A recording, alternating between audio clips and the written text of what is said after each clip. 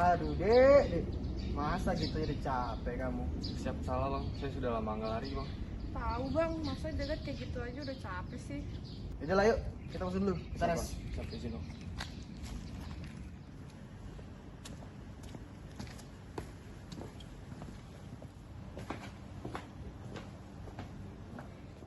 Ya masuk bang. Oh iya dek, silakan dek, masuk, duduk. Izin duduk bang. Iya dek, duduk dek, silakan. Siap. Jadi gimana? Ada nggak yang ingin kalian tanyakan? Izin bang, izin bertanya. Untuk semester 3 dan 4 kemarin menurut abang yang matkul yang paling susah apa Menurut bang? saya nggak ada mata kuliah sulit deh. Yang penting kalian banyak belajar, banyak baca-baca. Itu Siap. aja sih. Siap bang. Izin bang. Kalau menurut abang mata kuliah yang paling berkesan apa bang? Nah, kalau di semester 3 4 kemarin sih semuanya berkesan deh. Izin bang, berarti nggak ada mata kuliah paling favorit dong bang? Ya kalau menurut saya sih mata kuliah yang paling favorit itu UAS Intel sama Wasdak deh. Izin bang, itu mata kuliah apa bang? Kalau UAS Intel itu berarti pengawasan dan intelijen keimigrasian. Sementara kalau Wasdak itu pengawasan dan penindakan keimigrasian. Gitu deh. Izin bang. Alasan abang suka terhadap dua mata kuliah itu kenapa bang? Yang pertama, pembawaan materi oleh dosen itu mudah dipahamin. Nah, yang kedua ada tugas praktek. Jadi saya lebih mengerti lagi nih dek kondisi di lapangan nanti kalau kerja nanti. Loh, bukannya kita belum ada praktek ya bang? Nah, selama kemarin kita laporan, itu kan saya sering main ke Wasdak.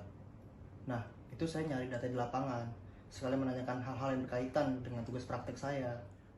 Izin bang, kalau abang berkenan apa boleh abang sharing tentang materi mata kuliah tersebut bang? Boleh. Tapi sebelumnya, kalian ada yang tahu nggak arti dari intelijen keimigrasian itu apa?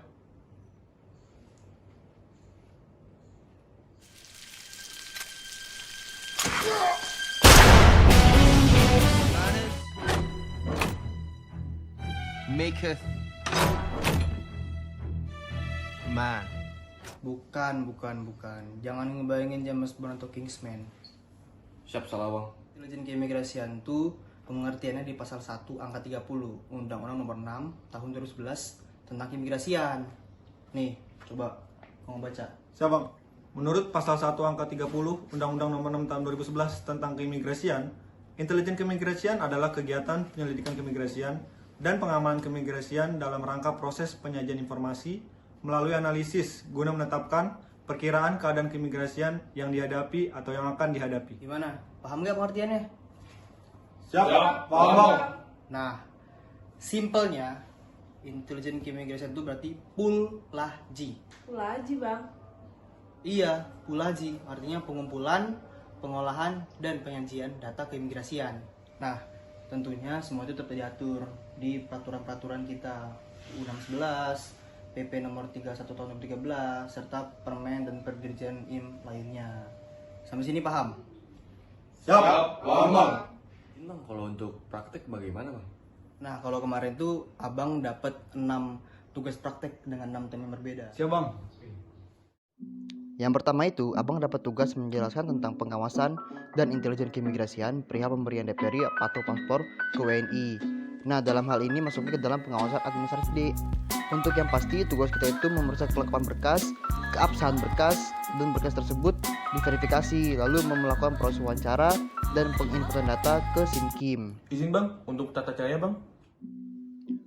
Nah, lanjutnya, kalau tata caranya itu yang pasti kita cek apakah data pemohon itu dan yang tertera di persyarat itu sama, baik di KK, KTP, dan akte. Terus, kita cek juga tanda tangan pejabat yang mengeluarkan dokumen tersebut, tahun pengeluaran dokumen, dan jangan lupa dicek juga ciri-ciri fisiknya apakah tanda-tanda kepalsuan. Izin bang, lalu untuk proses wawancara dan penginputan data ke SIMKIM bagaimana bang? Dalam proses wawancaranya di-scan, Dik. Kalau kalian nanti mewawancara pemohon, yang harus kalian perhatikan itu gerak-gerik pemohon. Apakah ada gerak-gerik mencurigakan? Seperti saya ditanya, dia gugup. Lalu kalian juga cek di foto di KTP dengan yang datang, apakah sama.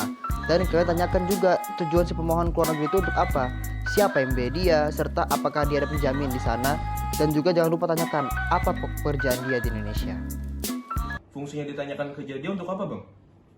Ya jadi gini Dek, kalau seandainya pekerjaan dia di Indonesia itu pengangguran, lalu dia keluar negeri dengan maksud untuk liburan, itu patut dicurigain Dek. Jangan-jangan niat dia keluar negeri itu untuk bekerja. Nah, kalau mau bekerja, tentunya ada prosedur lebih lanjut yang harus dia jalani. Siap bang. Nah, kalau memang sudah, nanti selanjutnya data pemohon tersebut diinput ke SIMKIM. Gimana? Ngerti nggak? Siap bang. Oke, lanjut ya. Tugas kedua yang abang kerjain itu temanya tentang pemberian izin tinggal bagi WNA. Nah, dalam pemberian izin tinggal bagi WNA juga ada bentuk pengawasannya, Dek. Izin bang, bentuknya seperti apa bang? Nah, untuk bentuk pengawasan itu yang kita lakukan itu yang pertama adalah memeriksa kelengkapan dan keabsahan berkas. Lalu, halnya tadi kita lakukan wawancara serta pengambilan data biometrik, foto sidik jari, dan jangan lupa juga kita cek apakah WNA tersebut masuk ke dalam daftar cekal. Sampai sini gimana? Kira-kira masih ada yang kurang jelas gak? Berarti yang tadi itu termasuknya ke dalam pengawasan administratif ya bang? Iya, Dek, bener. Yang tadi itu masuknya ke pengawasan administratif. Siap bang. Nah, saya lanjut lagi ya. Tema berikutnya itu saya membuat makalah yang membahas tentang pengawasan lapangan terhadap WNI.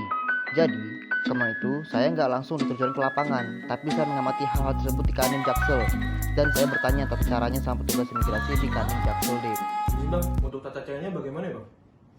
Nah, dalam pengawasan lapangan terhadap WNI itu ada dua pola, Dek. Yang pertama adalah pengawasan lapangan di dalam Indonesia, dan yang kedua itu di luar Indonesia. Nah, kalau di dalam Indonesia itu yang abang tanyakan kemarin adalah pengawasan dalam rangka permohonan paspor, Dek. Kalau seandainya pemohon dicurigai gerak-geriknya atau keabsahan dokumen diragukan, maka kepala kantor akan memerintahkan pejabat imigrasi untuk melakukan pengawasan, Dek.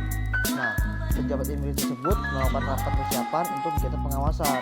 Lalu, pejabat imigrasi juga wajib mengumpulkan data dan informasi si pemohon dengan mendatangi tempat tinggalnya, lalu menanya kepada lurah atau kepala desa dan instansi yang mencetak dokumen persyaratan pemohon tersebut, Dek. Setelah itu, pejabat imigrasi membuat laporan yang akan diberikan kepada kepala kantor imigrasi. Oh, berarti panjang juga bang alurnya bang? Ya, sesuai dengan namanya, pengawasan lapangan pastinya harus dengan persiapan yang matang, Dekku. Siap bang. Saya lanjut lagi ya.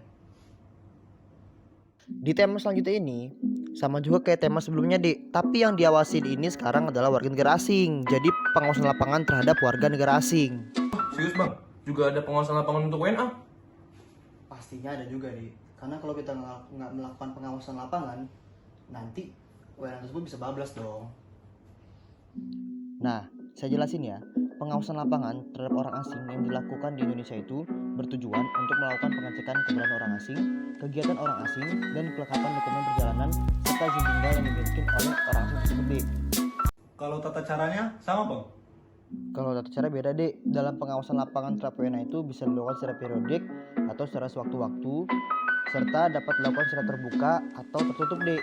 Maksudnya tertutup itu berarti sembunyi-sembunyi bang? Ya, bisa dikatakan begitu, Dek. Cuman, lebih jelasnya, kalau secara terbuka itu dilaksanakan wawancara di kantor imigrasi, pengecekan keabsahan berkas, pengambilan foto sidik jari, serta berkoordinasi dengan pihak terkait lainnya, Dek.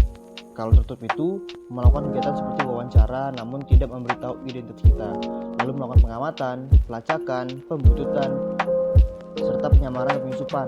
Nah, jadi gitu, Dek. By the way, saya minum dulu ya. Siap bang. Nah, lanjut ya. Selanjutnya itu saya membahas tentang penyelidikan intelijen keimigrasian. Nah, kegunaannya itu untuk operasi intelijen dan pengungkapan jaringan, Dek. Izin bang, berarti ada sasarannya bang? Ada, Dek, untuk sasaran itu kepada WNA, WNI, dan penanggung jawab alat angkut. Serta dalam penyelidikan intelijen keimigrasian itu ada dua sifat, yaitu taktis dan strategis, Dek. Nah, langsung saya sambung ke tema terakhir, yaitu pengamanan intelijen keimigrasian. Jadi, pengamanan intelijen keimigrasian ini bertujuan untuk mendeteksi secara dini serta upaya pencegahan terhadap ancaman dan hambatan dalam fungsi keimigrasian, Dek. Gimana? Udah pada ngerti belum tentang pembahasan Waskintal yang tadi saya bahas? Siap. Sekali bang. Izin bang, kalau untuk wasdakim itu bagaimana bang?